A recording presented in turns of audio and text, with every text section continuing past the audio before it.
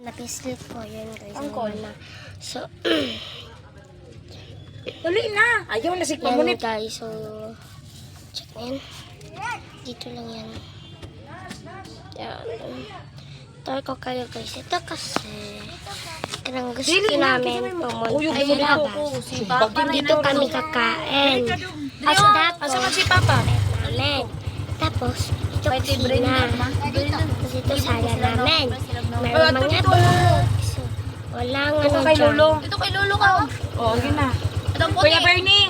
Kay Papa daw Tapos siya. dito na siya. Lolo. Ah, Milo. Ano, dito tayo sa taas. Ito, natutulog pa kami. Nandito bag ni Zia.